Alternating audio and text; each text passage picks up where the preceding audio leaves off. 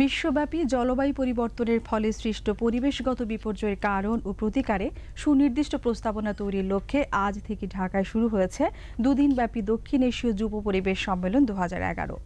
বঙ্গবন্ধু আন্তর্জাতিক সম্মেলন কেন্দ্রে এই সম্মেলনের উদ্বোধন করেন ভূমিমন্ত্রী রেজাউল করিম হীরা। ইউএস স্টেট ডিপার্টমেন্টের আর্থিক সহায়তায় এবং বাংলাদেশ ইউথ এনভায়রনমেন্ট ইনিশিয়েটিভের উদ্যোগে আয়োজিত এই সম্মেলন থেকে প্রাপ্ত বিভিন্ন তথ্য উপাত্ত আগামী মাসে দক্ষিণ আফ্রিকার ডারবানে অনুষ্ঠিতব্য COP17 সম্মেলনে তুলে ধরা হবে। খালিদ আহসানের রিপোর্ট। বিশ্বব্যাপী জলবায়ু পরিবর্তনে বাংলাদেশ সহ দক্ষিণ এশীয় দেশগুলোর ভূমিকা অতি নগণ্য হলেও প্রতিনিয়ত এর ভয়াবহ কুফলের মুখোমুখি হতে হচ্ছে এ অঞ্চলের মানুষদের।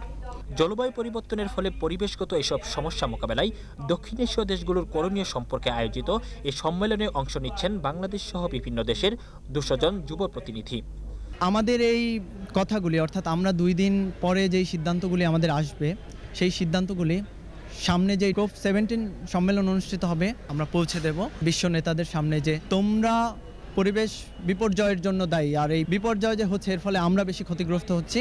জলবায়ু পরিবর্তন, পরিবেশ সম্পর্কিত বিভিন্ন ইস্যু ও বিপর্যয় মোকাবেলায় একটি কার্যকর নীতিমালা তৈরি করা এবং পরবর্তীতে সংশ্লিষ্ট নীতি নির্ধারকদের কাছে তা হস্তান্তর বিষয়ে আলোচনা করেন যুব প্রতিনিধিরা। মোস্টলি আমরা এনভায়রনমেন্ট আমাদের যে চেঞ্জ হচ্ছে এটাকে আমরা কিভাবে কোপ করব, we are over here to discuss it. Environment related বিভিন্ন ধরনের যে ক্রুশাল ইস্যু আছে, রিস্কি ইস্যুগুলি আছে, সেই ইস্যুগুলি নিয়ে আলোচনা করা হবে, সেমিনার হবে, সিম্পোজিয়াম হবে, সেই জিনিসগুলি নিয়ে আমরা সলিউশন করার চেষ্টা করব। We all young delegates from South Asia region were here for to further ahead how we can do something in climate change and how can we mitigate the environmental issues that are in South Asia, because it is a common responsibility of South Asia. সম্মেলনের উদ্বোধন করে ভূমিমন্ত্রী রেজাউল করিম হীরা বলেন, এ সম্মেলন দক্ষিণ এশীয় অঞ্চলে পরিবেশগত সমস্যা মোকাবেলায় কার্যকর ভূমিকা রাখবে। জলবায়ু পরিবর্তনজনিত পরিবেশ বিপর্যয়ের কারণে অন্য দেশের তুলনায় বাংলাদেশ সবচেয়ে বেশি ক্ষতিগ্রস্ত এবং ঝুঁকিপূর্ণ দেশ হিসেবে চিহ্নিত হয়েছে। এই বিপর্যয়ের হাত থেকে রক্ষার জন্য মাননীয় প্রধানমন্ত্রী জননেত্রী শেখ হাসিনার নেতৃত্বে বর্তমান সরকার ক্লাইমেট ও অ্যাকশন ইউনিট গঠন করেছে।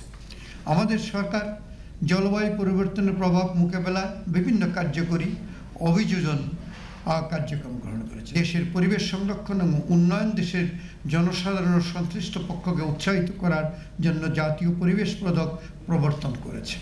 সঠিক নেতৃত্ব তৈরি এবং সবাইকে একই প্ল্যাটফর্মে এনে এ অঞ্চলের বিভিন্ন সমস্যা সমাধান করা সম্ভব বলে মনে করেন আয়োজকরা। Khalid Ahsan, Bangladesh television, Dhaka.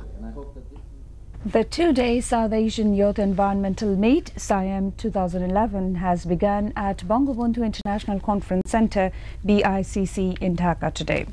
Land Minister Rezaul Karim Hira inaugurated the meet today. Bangladesh Youth Environmental Initiative BYEI, supported by US State Department and the American Center, US Embassy in Dhaka, organized the meet. With President of Bangladesh Youth Environment Initiative Shamim Shihab in the chair, the function was addressed among others by convener of South Asian Youth Environment Meet, Tariqul Islam.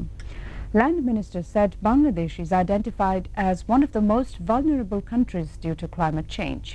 He hoped that the summit would bring closer integration of ideas amongst the youth in this region and generation of new ideas which can drive changes in environmental problems. About 200 young delegates, 25 from foreign countries including India, Pakistan, Sri Lanka and Nepal, and others from Bangladesh are taking part in the summit.